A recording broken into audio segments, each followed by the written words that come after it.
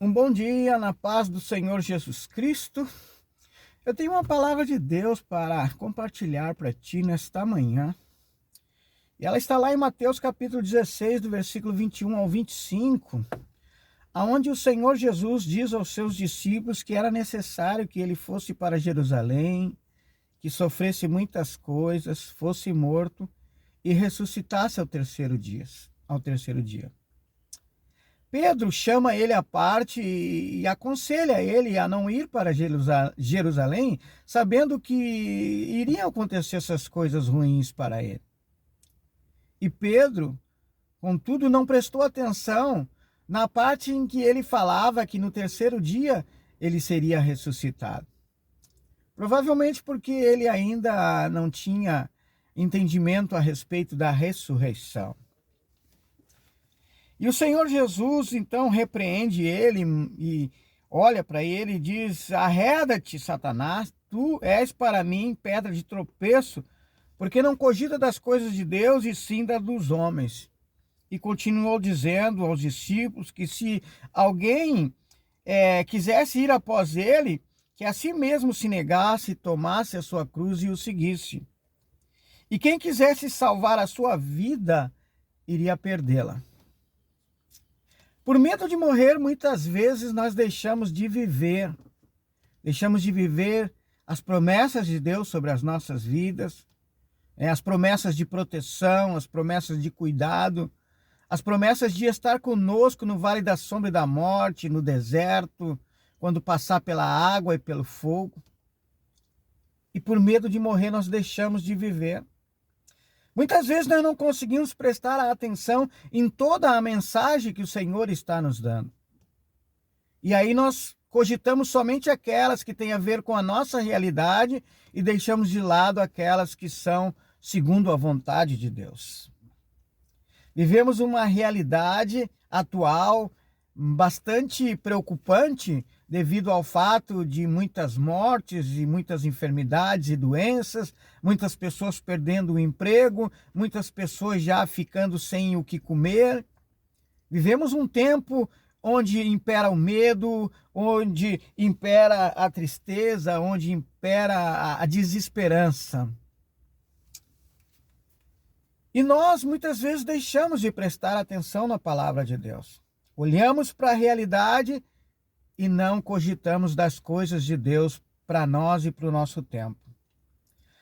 A palavra de Deus, quando fala do Espírito Santo, lá em Isaías 61, do versículo 1 ao 3, o Senhor usa ela em Lucas e ele diz que o Espírito do Santo está sobre mim para quê?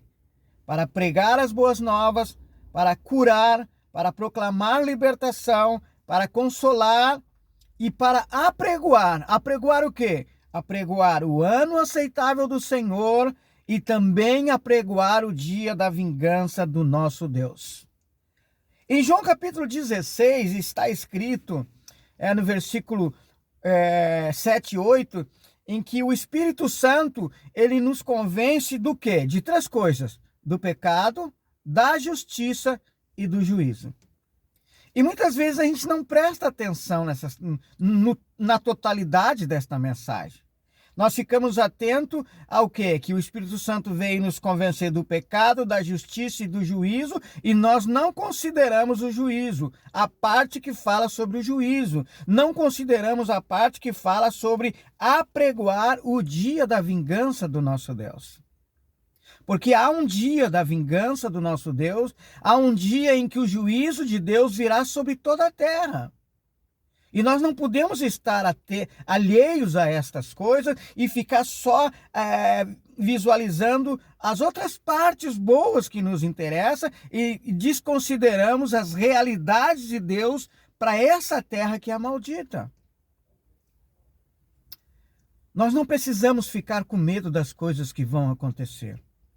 Nós só precisamos buscar o conhecimento da vontade de Deus para o nosso tempo e precisamos nos fortalecer no Senhor e permitir com que o Espírito Santo nos encha da sua presença para que nós possamos ter coragem, para que nós possamos estarmos alegres em viver em Cristo Jesus e para que nós possamos ter esperanças e fé em Deus.